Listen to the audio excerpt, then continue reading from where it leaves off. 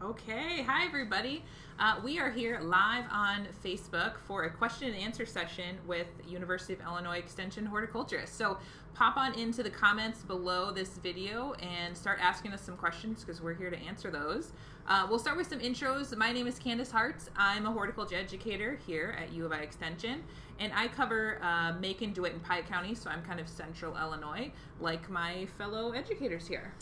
Yes, I'm also Central Illinois. I am a Kelly Allsup, and I'm a horticulture educator, and I serve Livingston, McLean, and Woodford counties. And I'm Ryan Pankau. I'm also a horticulture educator like my counterparts here, and I cover Champaign, Ford, Vermilion, and Iroquois counties here in Central Illinois as well. Awesome. Thanks, guys. So we're going to start, while we wait kind of for some questions to come in, we're going to start with doing some demos because we all kind of brought stuff that we're interested in, stuff that's kind of our specialty that we like to do. So what I brought with me today were some succulents. I love succulents. They're everywhere in my house. They're everywhere, basically. But the great thing about succulents is that you can make more really easily. You can propagate them super easily. So I have a container here filled with different kinds of Thanksgiving cactus, Christmas cactus, some hens and chicks, just some different species of succulents. And most of them you can fairly easy, either even just take your fingernails or a pair of clippers, and you can cut off many of the growing points of that succulent. And what makes a succulent cutting a little bit different than, let's say, if I was going to take a cutting of some of Kelly's plants over here, succulents are really fleshy. They have a lot of water in their leaves and their stems already. So before you can go and take this cutting and put it into a pot of soil, you actually have to let it kind of callus over for a couple days. You have to let that wound kind of heal over. So what I do is just pull off some of these lower leaves that are going to be on this cutting, and then I'll just leave it on the table for a couple of days. And then once that's kind of healed over, once it's calloused, then I can take that cutting, put it right into a pot of moist potting mix, and within a couple weeks, you'll have some roots starting. So it's super easy. You can also do that with leaves. So these leaves that I broke off too, I could also let these callus, stick that into soil. That's going to take a while because what'll happen is a small little plant will start to grow right at the base. So if you have a lot of time and you want a lot of succulents, that's the way to go. But taking a cutting of a growing tip is going to be a lot faster. So, yeah, so a lot of fun, easy to do. You can get a lot of plants really easy. So how long can they expect before roots kind of start to show up on that? Yeah, so it usually takes a couple weeks. And the easiest way to tell is if you kind of like tug on it. Once it's in your pot, give it a little tug. And if you feel resistance, that lets you know that you've got some roots starting. So it's usually pretty fast. Yeah, usually pretty quick.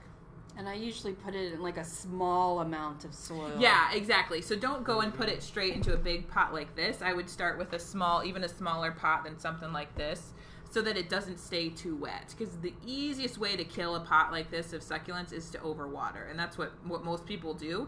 They water them like they're normal houseplants. And a succulent or a cacti does not need that much water. So you're right. A smaller container is going to dry out faster.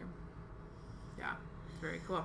Okay, Kelly, what do you got? My demonstration today is all about insects because I know I'm a horticulturist, but when I go into a garden, I look for the butterflies and the bees and the ladybugs and the caterpillars because that seems to be the most fascinating to me. So when I garden, I always garden for, like I said, the butterflies and the bees. And when I pick out flowers, I'm always looking for flowers that's going to help them. So I wanted just to do a little small pot. This is just a pot I'm going to put at my the front of my house. I put some compost and some peat in here.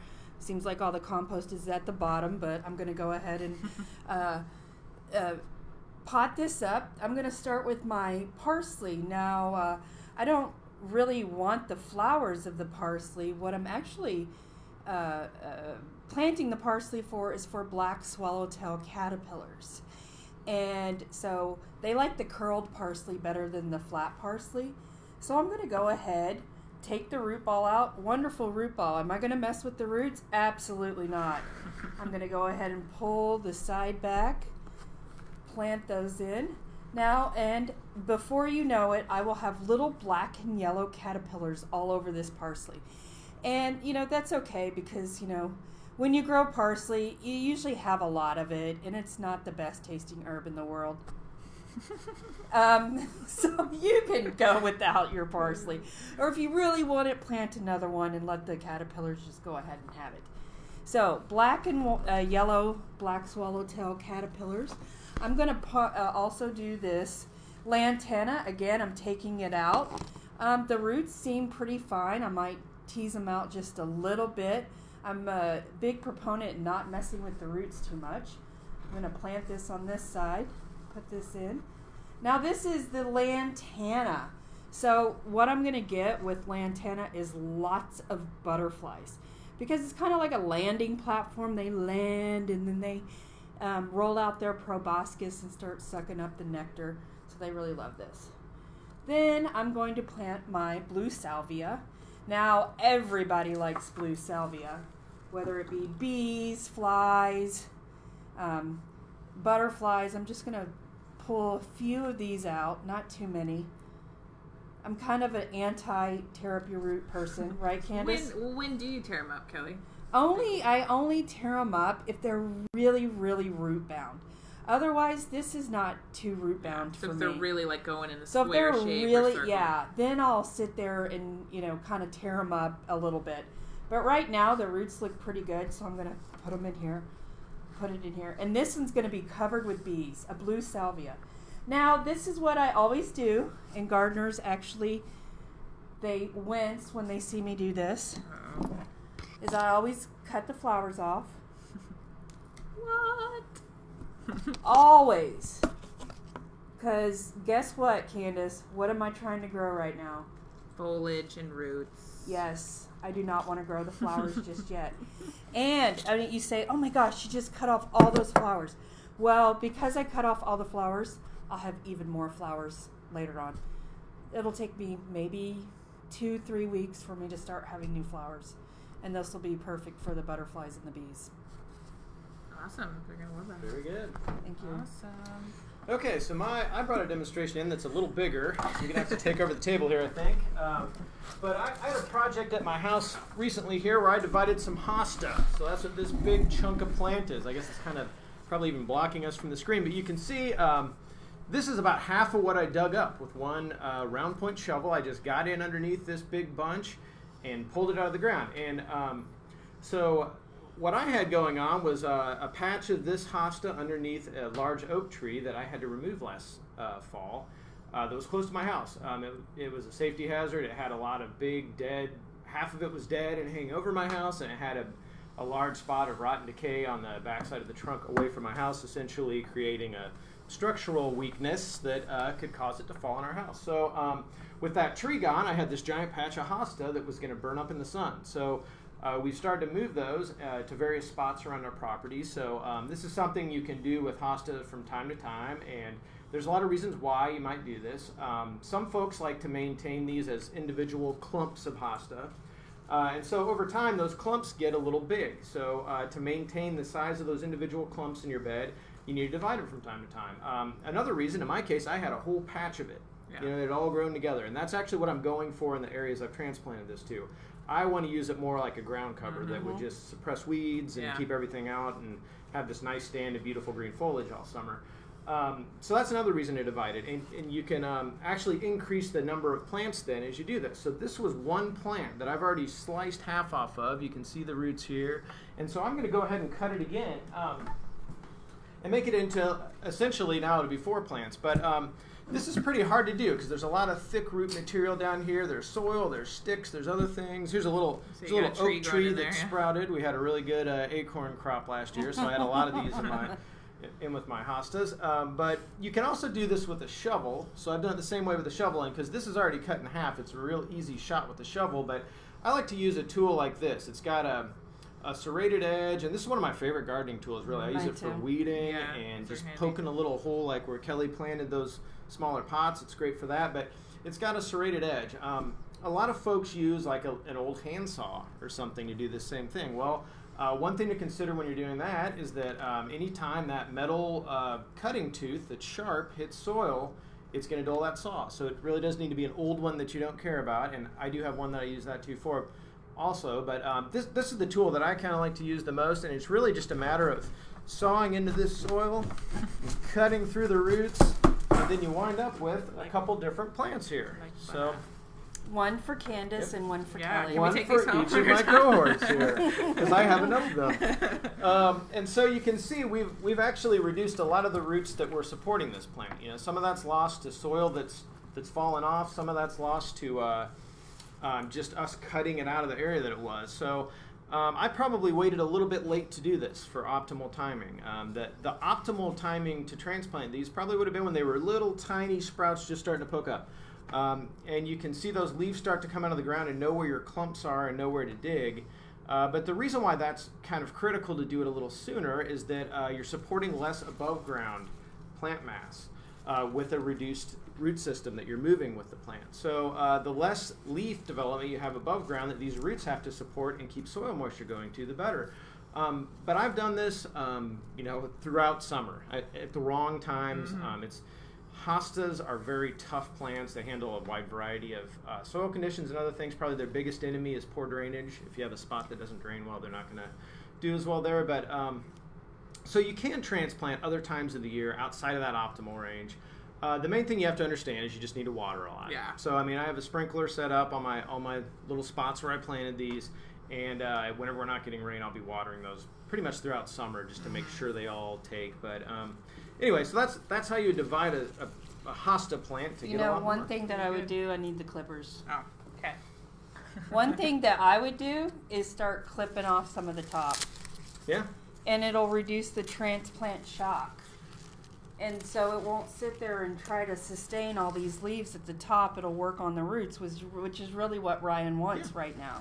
So if you did go a little bit too late, cutting back some of those leaves and watering, like you said. Still watering. Lots of water. Just check on the watering. It could make the shock of the transplant not so bad. But yeah, great point. This lessened root system or the smaller root system has to support less above ground stuff. So Exactly. yeah, great point. Yeah, absolutely. So Cool.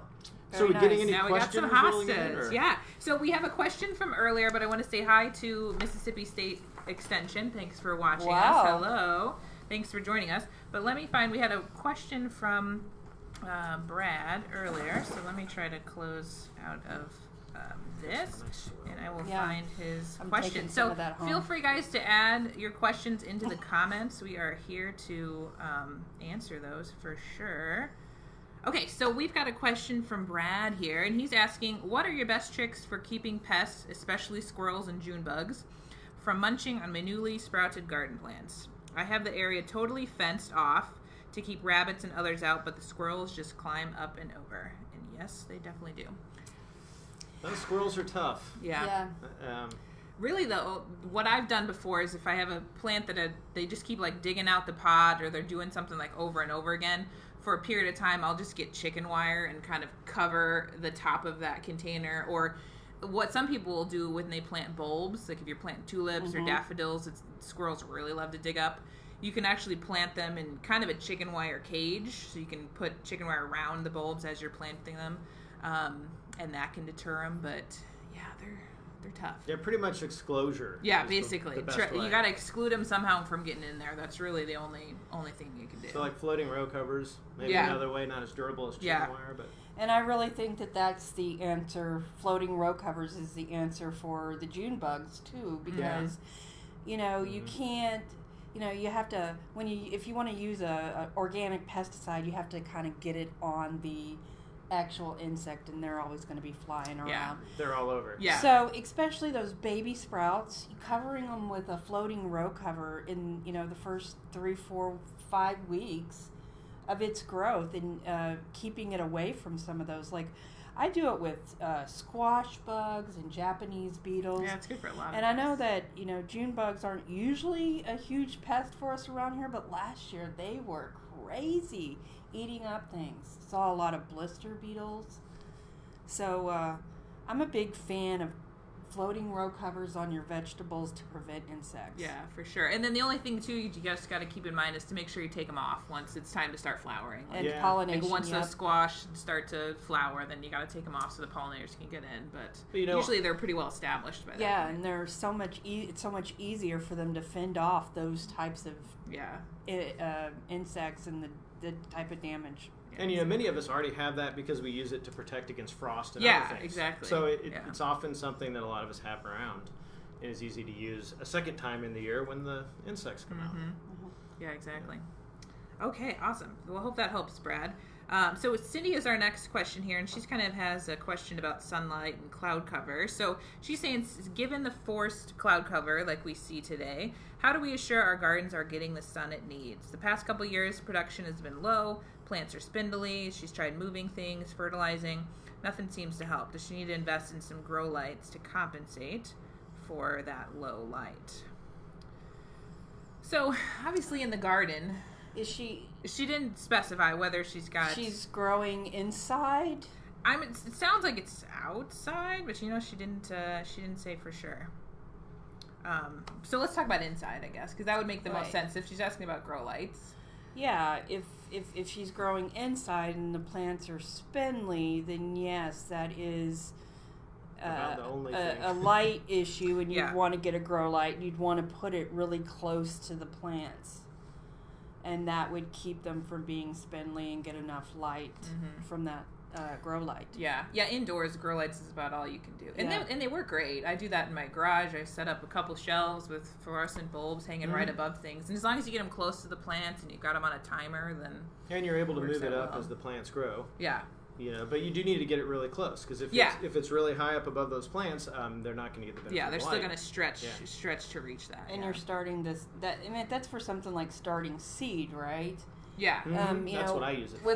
With my house plants, I actually use grow lights with my house plants too. Yeah, I'll put I won't put them as close as you'll put seed, but I'll put a grow light over my house plant. It makes them do so much better during the winter.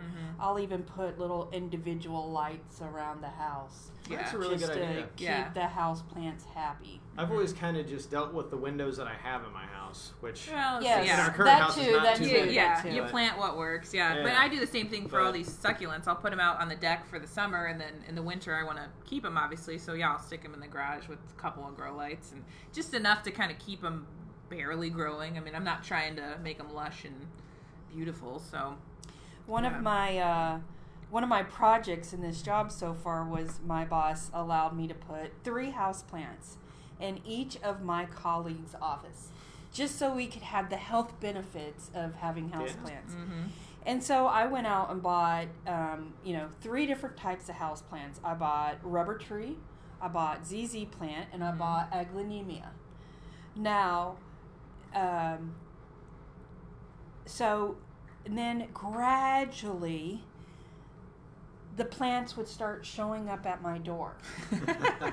And they were always the aglaonemia, because the aglaonemia could not handle the light inside those offices. Because some of those probably didn't have windows, right? Right. They just had the fluorescence. But the ones that have done the most are the ZZ plants. They look gorgeous. It doesn't matter what the light is. They look amazing in all of the offices. I love ZZ, Yeah, that's my favorite. I also love growing plants that will take what I'm willing to give them, and that's it. Exactly. Yeah, do what works. Now, if it was an outdoor setting that we were that'd talking be a little about, different. It's always, it's surprising how hard it is to decide if a spot is full sun or not. Yeah. I've made the same mistake myself. So, full sun is 6 or more hours a day of sunlight, but oftentimes it's just hard to predict where a tree or your house or where shade is cast. So, you really got to go out multiple times in the day, because it might look full sun in the morning, and then you go out in the afternoon, and it's totally different. Yeah. So, spindly plants outside, or plants that aren't doing well because of shade outside, it may be that really it's not a full sun site you've planted at. And I'm just as guilty as anybody else of doing things like that in my yard, where I finally realized these plants don't work here because that big tree shades it for the first half of the day. So, it really takes probably daily observation, several times a day, checking it out and really looking at where that light is. Because I know in my mind it seemed like that spot was full sun and got a lot of light, but really in reality they don't. Yeah, or I made the mistake this year. I planted some cut flowers early in the season before the trees were leafed out, thinking, oh yeah, this is a full sun spot. And then later I realized, oops, now that the leaves are all out, it's not so full sun. Yeah, the leaves cast some shade. Yeah, exactly. And then that's the question you always get with tomatoes, right? Why are my tomatoes not blooming? Because you don't have enough sun to grow tomatoes. Yeah. You just don't have enough sun. Or why isn't anything blooming? A lot of times the answer usually, a lot of times is yeah, they need usually more sun. it is sun. Why are things not blooming? Either not enough sun or improper pruning. Mm-hmm. So if it's a tree, you can always prune to get a little more light. There's exactly. a lot of ways you can get a lot of light in from a shade tree and not really see a lot of difference after the pruning's done. Yeah. So. And people would be surprised at how many vegetables will take a little bit of shade, particularly those vegetables that aren't, flowering and producing a fruit, but, the leafy vegetables or the root vegetables that might actually do really well on a shaded, if they partially don't need shaded sun location. Yeah, so maybe it's just a shift in what you're planting. Yeah, in that yeah, garden. exactly. Switch it up. Okay, we got some more questions coming in. It's great. So Lauren is asking, she planted some annuals, Marigolds, Zinnias, way too early this year, and they froze. So she said they're mostly still alive and look terrible. Do we think they'll bounce back? It depends, I would say. If they've still got some green growth on them, and you can kind of cut out and kind of pinch back that damaged material, I bet they're going to bounce back if you've still got some green growth. But probably you depends might on be what percentage is still green. Yeah. So part of me wants to say, when my background is greenhouses, so we'd have really overgrown petunia. It'd look really sad. We'd go cut it back, add a little fertilizer, come back, it'd be gorgeous. Yeah. But part of me thinks that you need to start over. Yeah, especially since you still could. Yeah, you still could. Yeah, it's still only May, and especially since it's an annual. You want it to look good pretty quickly. Yeah. You don't want to wait until July for it to look good because then the season's half over. Yeah, because, how long of a lag are you giving yourself by cutting them all back, doing a little fertilizer treatment? Zinnias are easy. Just go get some seed, spread them. Marigolds, too. Really easy for seed, both of those. Yeah. I would start over if I were you. I wouldn't necessarily pull those plants out. Yeah, maybe plant some more. Unless, Yeah, exactly. Excellent. Well, good luck with those, Lauren. She's also asking, I know about watering a new tree a lot in its first year. What about year 2? Yes. Definitely. Just as much. Yeah, just as much. Yeah, trees often go through, up to 3 years of transplant shock. It is a big shock for that plant to be taken out of the ground and balled and burlapped or potted and then to be put back in a new place. Some other issues is just getting roots out into the more compacted soil than the planting hole. That can take some time too. So, yeah, really, until that tree has enough time to get a good root system expanded outside of that planting hole, you really need to be following up and watering. So that's probably 2 to 3 years. Yeah, at least. Especially on a larger tree, and sometimes more. Yeah. So probably the smaller the plant, the quicker it can kind of recover from that transplant shock. But the larger the plant, the longer of a time you'll have that you need to water it and baby it along. And of course, I'm sure you probably know that mulch is a really great aid in retaining soil moisture and controlling weeds and all those things. So that's probably the best thing you can do is have a nice wide mulch circle and keep that tree well watered for the first couple of years. So how much water does a tree take? That's kind of a question. Yeah. Well, and where do you apply it to? Where do you water? Where do you apply it? Let's see if we have the same. Well, so really, a tree does a lot better with a larger or a deeper, more thorough watering, less frequently than a little bit each day. Yeah. So that's really what you should be going for. So I don't know if the actual number is an inch a week or an inch every 2 weeks. Like an average of an inch a week. Somewhere in there. So if you're thinking about what kind of rainfall are we getting, that's a way to maybe kind of attribute what your rainfall is contributing. But so and really to get that, it's probably a thorough watering. I recommend like once a week or once every 2 weeks to just absolutely thoroughly soak it for a couple hours and really get it thoroughly watered. Yeah. And as far as the issue of where you water at, on larger trees, actually the roots are more out towards the edge of the drip line of the canopy because that canopy blocks some of that rainfall that's coming in right underneath the tree. On a newly planted small tree, it's right there. Those roots are right around the trunk where it was in the pot, and that's where the majority of them are. But you do want to promote those roots expanding outside the hole into the new areas. So it's really important that you water far out beyond just that hole you dug in your mulch, so you can promote root growth out into those areas. So even on a smaller tree, it's still a pretty large swath that you're going to water and promote root development. Awesome. So, I loved your point about it's more of a soaking than a watering. mm-hmm. I think people walk up to a tree, they water it for 2 or 3 minutes, and they think, I've watered it. Yeah. You have not soaked that tree enough. I will leave my hose there and just let it trickle for that's the best way. several hours. And to move it a little bit. Slow Slow watering. So it doesn't just run off to other areas. Yeah, I will. I'll turn it down, low pressure, and just let it just really water and soak in that base rather than just going over there and going, I've watered it for 3 minutes, I'm good. Yeah. And I think that's one of our biggest mistakes when it comes to watering. That is. I mean, and out of laziness, I'd use sprinklers and soaker hose and other things that can do the same thing. But as far as whenever I plant a new tree, that's the way that I water it in. Especially if I'm planting a bunch. As soon as I get one on the ground, I have that garden hose right by the trunk on a trickle, and I slowly kind of move it around the hole and get everything watered in over the course of an hour sometimes or more. And so for that tree that was planted last year and you're babying this year, I mean, it's probably an hour or two of watering to get that whole area thoroughly saturated. Exactly. So it's cool. Well, she said she hadn't started intensive watering yet, but she's going to get on it. So I think, today is the day that you water that tree because it is dry out. Start now. Yeah, we're going to be losing the spring rains soon. It seems like they've just what spring rain? I know, I was like, what is he talking about? What are you talking about? Spring rain. You do live in Champaign and we live in Bloomington, I so feel like maybe. I'm not getting nothing over here. Okay, awesome. So our next question is from Deborah. She's asking about a good low-maintenance alternative to lawns. She's asking for everyone who hates mowing, and that is me for sure. So, what's a good low-maintenance alternative to lawns, do you think? I definitely have an opinion.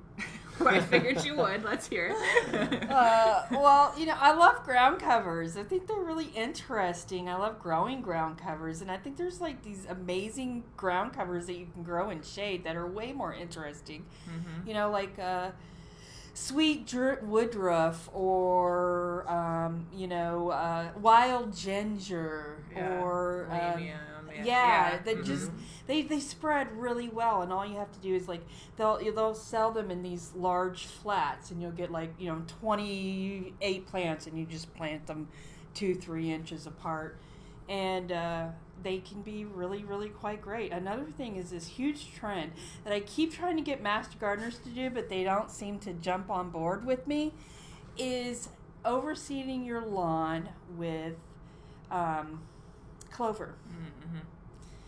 And, for instance, we're starting this butterfly garden at a hospital, and I really want them to do the clover instead of the grass between the beds because they don't have to mow. Yeah. Which is amazing. That's a huge win. It's great for the bees early in the season. It's not that hard to grow clover at all, but that would be a full sun location. But when one of the questions I always get is, can you grow grass under trees? And I'm like, absolutely not. Grass wants sun. I mean, you're never going to really find a grass that does well in full shade. You can grow mulch under a tree, and that's about it. Yeah. Well, and hostas. Well, I think there's even if you just do a planting of shade perennials. I mean, there's so many cool perennials besides hosta. Hostas are great, obviously, but there's a lot of other things that you can plant. I'm continually adding. I'm only on year 2 of my shade garden, and I keep adding more and more different stuff because I don't want to mow it either. Exactly. And the U of I actually has a really good website on. That's what I was going to say too. If you go to our website, I think it's called Ground Covers and More, possibly, or if you just search for University of Illinois Extension ground covers, you'll see all of those ones that we just mentioned, so definitely check those out. Okay, awesome. So let's see, Deborah also has a question about vegetables. So speaking of vegetables, for the central Illinois growing season, what should be planted as seed versus plugs? So you want to give her a quick rundown of what you would direct seed, what you do transplants? Oh, go ahead. No, go ahead. There could be a lot of things. So the stuff I would seed is lettuce, spinach, kale, Anything usually do that from germinates seed. really fast and grows pretty fast, like those type of things. Carrots. Or the root Carrots. vegetables, I would direct seed Yeah, into the garden, beets. like carrots, beets, all of that.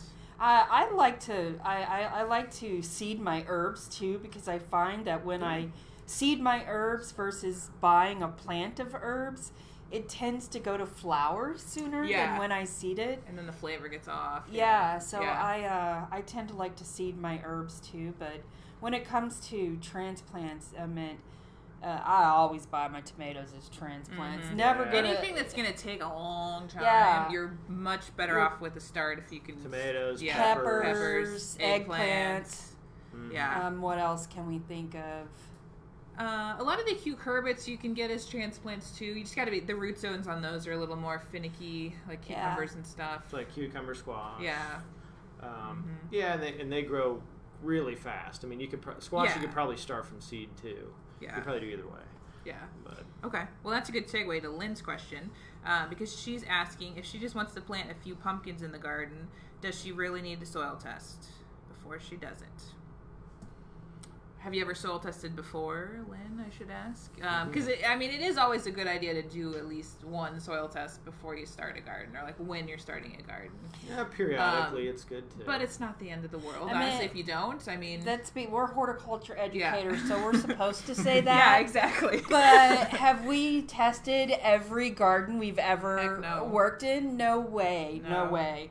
I mean, you're just taking a risk that you may not grow a good crop of pumpkins. But, I'm a big advocate of adding compost. Add some compost. Increase the tilth of that soil, and you'll grow better plants. Yeah. And then if you have, like, certain, deficiencies on the leaves, then hey, maybe I should have tested this soil to see what the pH was. Yeah, I think there's certain clear signs that you need to do a soil test. Yeah. Signs of a nutrient deficiency, yellowing leaves, the chlorotic leaves that have kind of the green down the veins and then yellow in between. It's pretty obvious when there's some type of nutrient or pH imbalance. Yeah. So that's definitely when a soil test is for sure called for. I personally haven't done them again on every bed every year or anything like that, but I've periodically done it just because I feel like for the little bit of money you put out for a soil test and the data you get back. Yeah, it's a lot of great data. Yeah, it really is. Because I personally think we over-fertilize as a collective gardening group here. I agree. We feel like we have to fertilize all the time, and you really don't have to fertilize that much. We have really good soil. Yeah. When it comes to perennials, maybe you fertilize once a year. Yeah. And when it comes to annuals and vegetables, I'm trying to get people to only fertilize once or twice throughout the season. Yeah, so Lynn, I would say go ahead and plant this spring, and then maybe in the fall, because the fall is a great time to do a soil test. So It is wonderful because... Yeah, and the biggest thing that happens is you don't have great pumpkins this year, but then like maybe for next year there's something a little off with your soil and you can fix that. Yeah. And the reason the fall is a really great time is, let's say you have too high of a pH, then you can actually go out and get an elemental sulfur, put it on the ground during the fall and the winter, and it'll be all ready for you in the spring versus having to amend it when you're still trying to Yeah, because it grow takes plants. a little time for that to react with your garden Yeah, you soil need and time. adjust pH for you. Exactly. Awesome. Okay, so Kelly's asking us a question. Hello, Kelly. We know Hi, you. Kelly.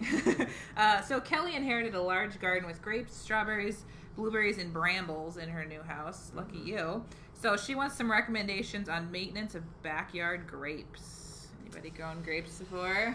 Boy, I'm not an expert in grapes. Me either. I've Me either. unsuccessfully grown grapes before. I've collected wild grapes that have just grown on on a fence row. It seems to me the pruning's your biggest thing. Yeah. When you prune back a grape, you prune off about 90% of the growth every year. I think it's, but please don't quote me on this, Kelly, but I think it's like 5 nodes. Yeah, it's 4 or 5. It's something like that. Where you go up and then you count 5 buds out, and that's what you prune it to. Yeah, because your fruits are actually going to be on last year's buds, on last year's and I don't know if Moose Ball or Rick Weinzierl was the one who taught us that, but I do know pruning blackberries, And you can prune them. It might still, I don't know if it's too late just yet, but you can prune them back to 5 canes, and you can prune them to about 2 or 3 feet, and it'll actually help you later on as far as blackberries and raspberries. Yeah, they're going to branch out from there. Now, I did have a lot of winter damage on my blackberries, and I saw it on a lot of roses, and it's pretty obvious now if you still left it, because it's black dead areas that don't have any leaves coming out.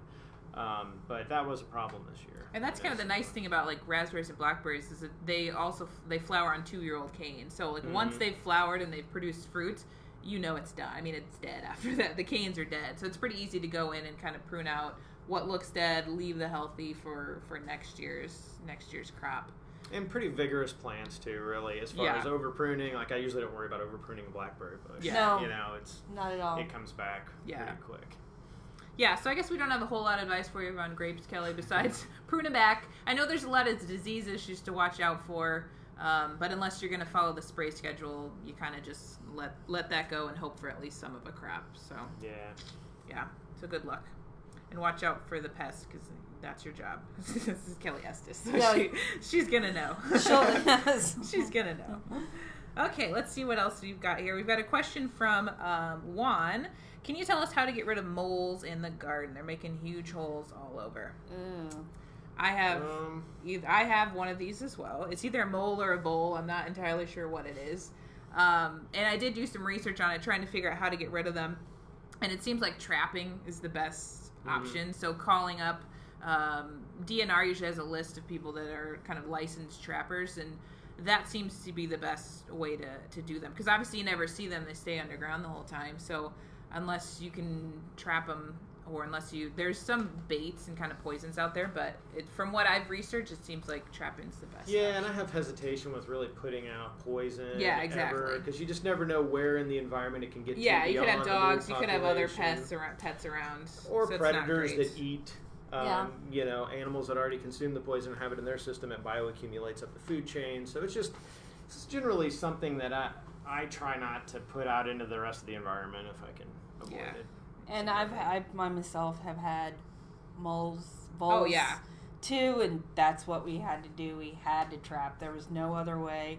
I know in the greenhouse, we used to have voles try to eat our overwintering trees, and we'd spray a castor oil on it, and it would actually prevent them from eating the bark on the trees. But that simple treatment would never eliminate them from the yard. Yeah, they're a real pain, definitely. And we do have a whole website devoted to wildlife as well, and that's where I was actually researching that information. So we'll get them to post you a link to that as well. Okay, I think we're caught up on questions for the time, so everybody keep popping in those questions. So, do you want to talk about kind of what we have going on in our gardening worlds? Yeah. We all kind of have different landscapes that we're working in. Yeah, we were talking yesterday, and all three of us, have a house, and we're all doing kind of very different things with our landscaping. And one of the most interesting things that came up was, like that, Candice is really into growing the cut flowers. I'm into growing the vegetables in a container. And Ryan is dealing with invasive species in his brand new house.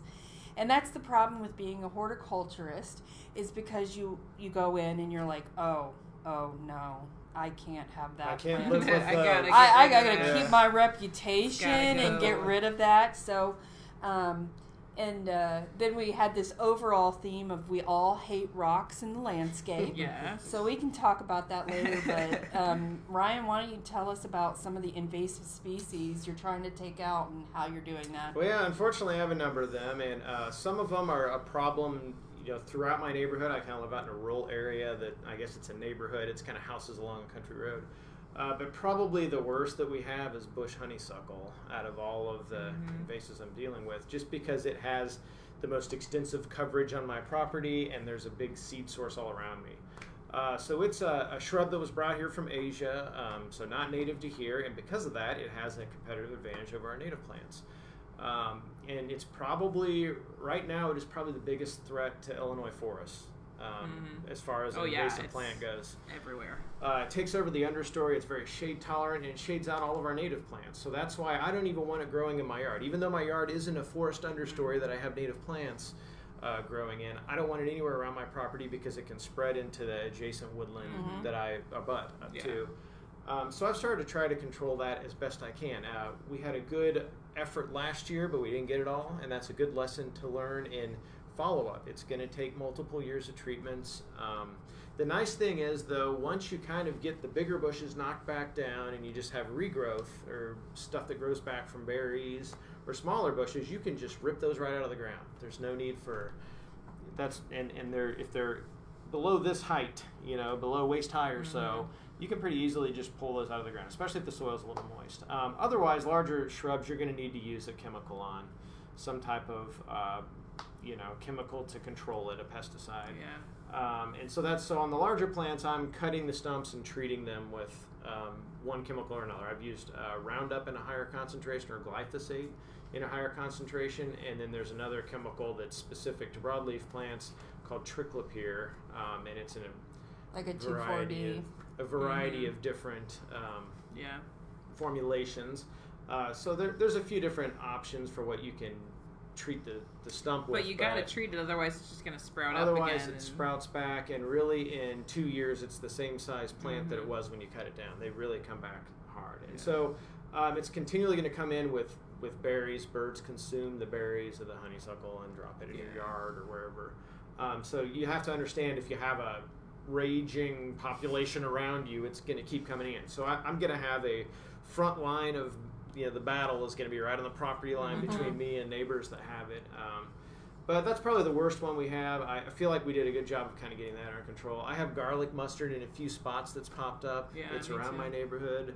That's a pretty easy one to hand pull, but you need to really pull that whole plant and get it out of there and destroy it. Because even those pulled plants, especially this time of year, it's about ready to go to flower. And maybe it even is in places.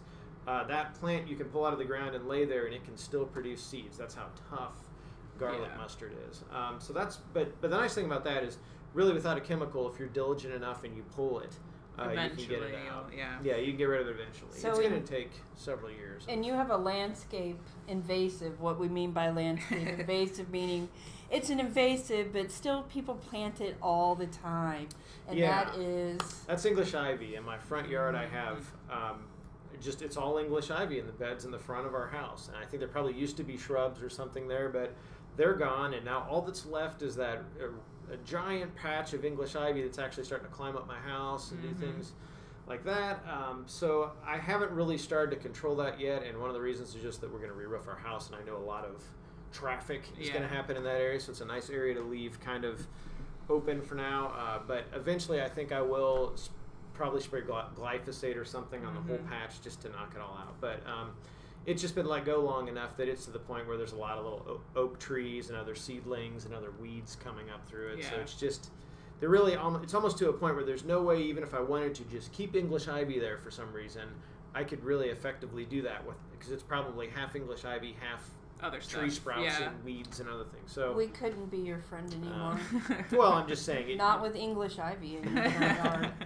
Go on that Ground Covers website. Pick another. No English ivy. And I was telling Ryan yesterday that English ivy is an alternative host for bacterial leaf scorch. Which can attack a lot of trees. It's not fun to have. Really not a great treatment available once your tree is diagnosed with bacterial leaf scorch. It's one of those that's just a pretty bad one. I mean, and ultimately will probably kill your tree in the end.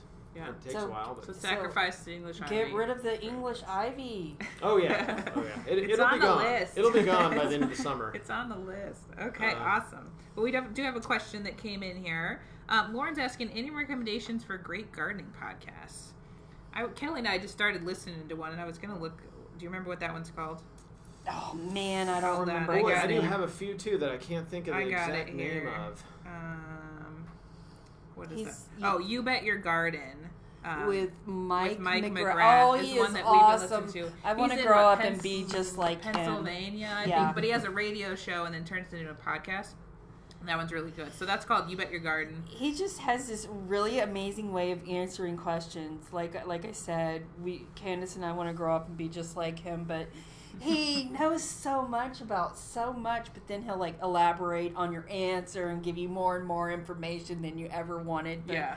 And so, here as horticulturists, we're like writing it down because he's a pretty dynamic speaker, and he knows his gardening stuff. And he's honest too. So if like somebody asks about English Salvia, he'd be like, "Get rid of that. Yeah, Get it out of there." Yeah. Sometimes people we don't want to be like, hey, and knock on your front door and say, could you please get rid of that invasive species from your front yard? But sometimes we want to. But yeah, he's exactly. good at it. He's wonderful. What about you? Do you remember the name? Oh, I can't remember. The one that I listen to, it's more geared towards vegetable production and small farming. Mm-hmm. I'm sorry, I can't remember the name of it. I'll have to try and maybe we're going to add it to the comments later. Post that later. One of my favorites, it's kind of gardening related, is called Slow Flowers, that interviews flower farmers and gardeners that grow cut flowers. So obviously, since that's my thing, that's one of my favorite podcasts. So there's a lot of great ones out there, it seems like. Okay, we've also got a question here from Christine. What are some native shrub options for planting in Illinois? I love that. Sun or shade? I'll tell you what my favorite is. My favorite is beautyberry, Calicarpa. I love beautyberry. That's a good one. Great low maintenance shrub, and it has the most awesome purple berries in the fall. It's just, that's my favorite for sure. And that's the sun. It would tolerate a little bit of shade, but mostly sun. My favorite is Caryopteris. Called Bluebeard. It has gorgeous blue flowers in the fall. But I'm also a really big fan of viburnums.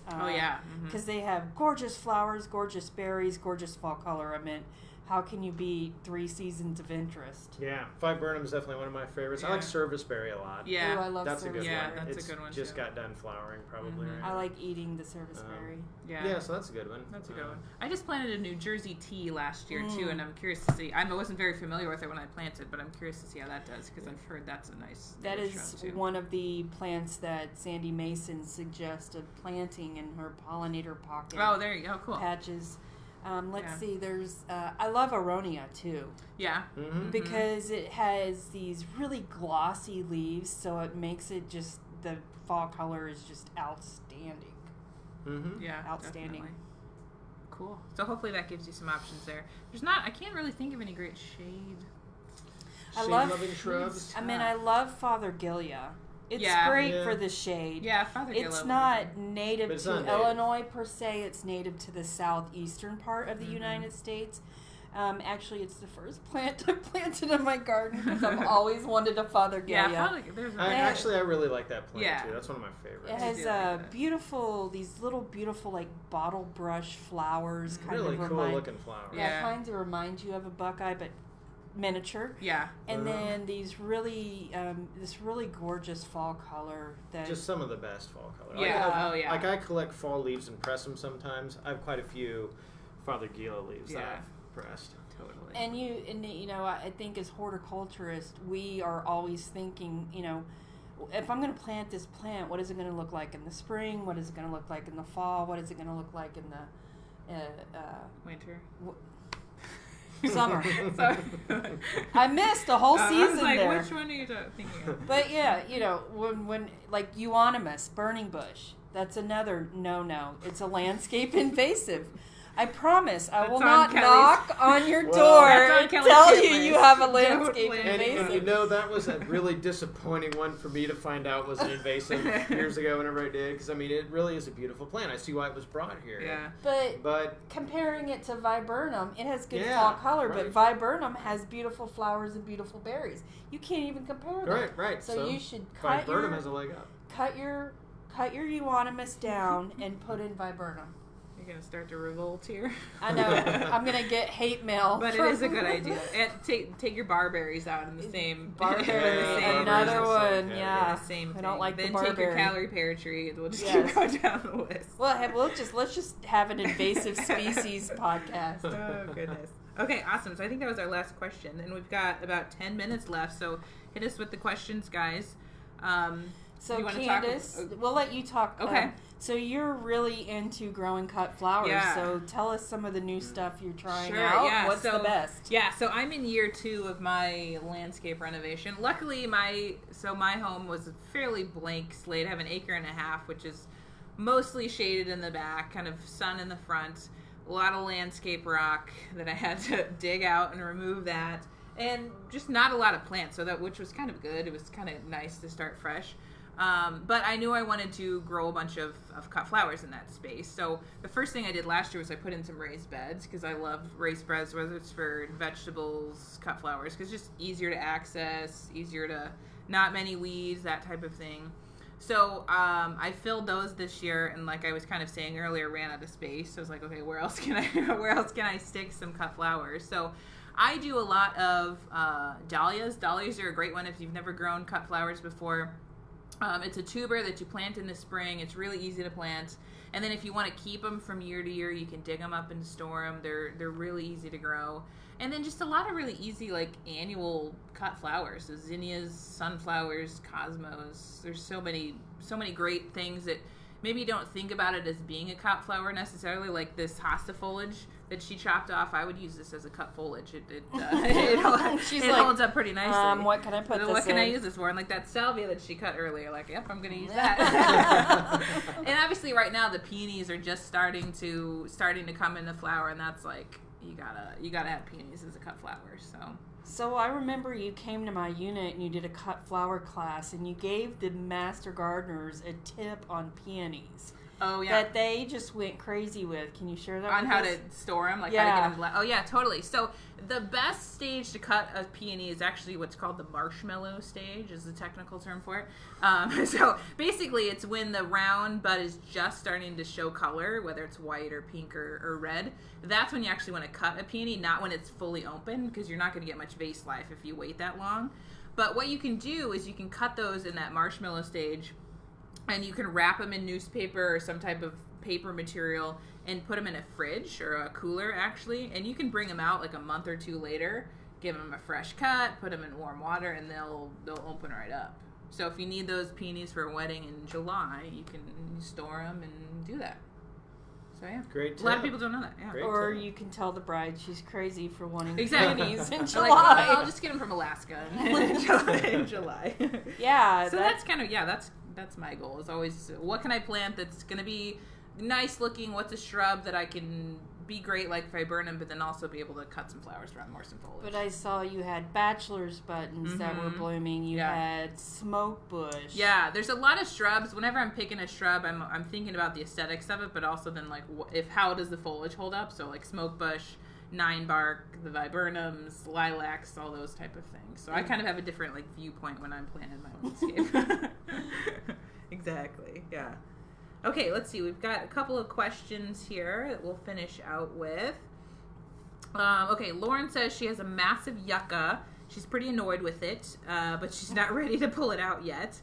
I just cut and trimmed the lower leaves up about 1 foot or so off the ground to make room for other stuff around the base. Is that how you recommend pruning those? Or did I screw it up? So, what do you think? Pruning a yucca. What I've done, actually, I had a yucca in my previous yard that kind of came with the house, and I was kind of annoyed with it too, honestly, because like all the leaves got caught in it, and it was just not in a spot that I liked. So I actually tried to get rid of it by just like cutting it off and like digging some of it out. But actually it worked pretty well. I kind of like renewed the whole plant. I just basically cut it off, and it came back looking great. So yeah, if you don't want to limb it up or like prune it up, maybe just cut the whole thing off. It worked. Yeah, they have a lot of underground root material. Yeah, they have it, and that's why, like, when I tried to dig it out, I was like, "Oh, this is not happening. It's got a big, yeah."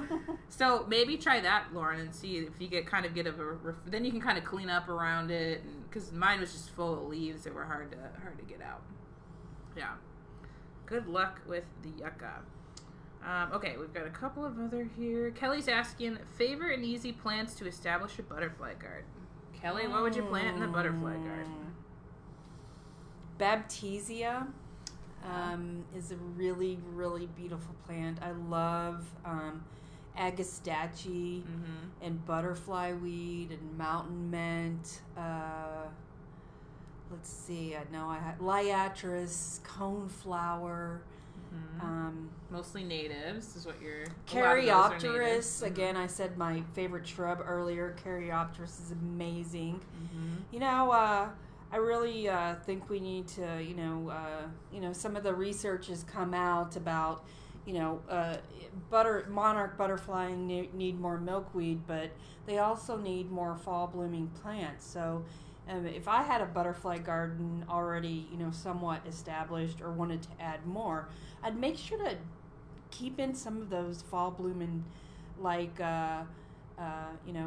fall sunflowers or downy sunflowers or sedums or asters or yeah, because you really want like all season. You need some kind of nectar or pollen for that for should them be all the goal season of long, your basically. pollinator So pocket. keep those dandelions in the yard, even though we hate them. That's really great I for definitely pollinators, keep right? the dandelions in my yard.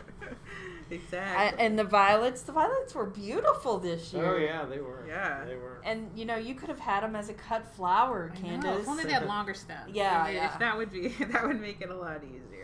So yeah, and then one of our colleagues, Sandy Mason, she made this program called Pollinator Pocket. So all you have to do is type in Pollinator Pocket, and it has these landscape designs with all these plant selections, and so it's just really easy. Yeah, they're And drawn out. you don't even have to do anything. All you have to do is go, okay, I need to get 3 of that plant and 2 of that plant. And you're gonna have some butterflies and bees there. And they're based off of like full sun or part sun. Yeah, pick your so you conditions. can- Super easy. And as far as annuals, it's the sunflowers, the salvias, the zinnias. Herbs are amazing for butterflies and bees. And another one that was really a big hit was Rudbeckia. Yeah, Black Eye Rebecca's a great Susan, one. just perennial really, or annually. yeah, either just one. And it does a good job of making a patch of itself. Exactly. Yeah, it'll kind of fill one you an can area. divide also. Yeah, exactly. Awesome. Okay, well, I think we are about done, guys. Lauren wants us to just come over and give her all the advice. So Oh, yeah? we'll be right over, Lauren. So thank you, everybody, for hopping on with your questions. We really appreciate that. We had a ton of fun, and hopefully you guys learned a little bit, got some info, and I think I can say, since this went so well, we'll be back on, I think. Yeah, So we'll figure hopefully, that out when we'll be back. So you'll find it on this Facebook page, so make sure you like the page and keep an eye on what's coming. Yeah, Okay. thanks for having us. Yeah, thanks everybody. Guys. Take the burning bush out.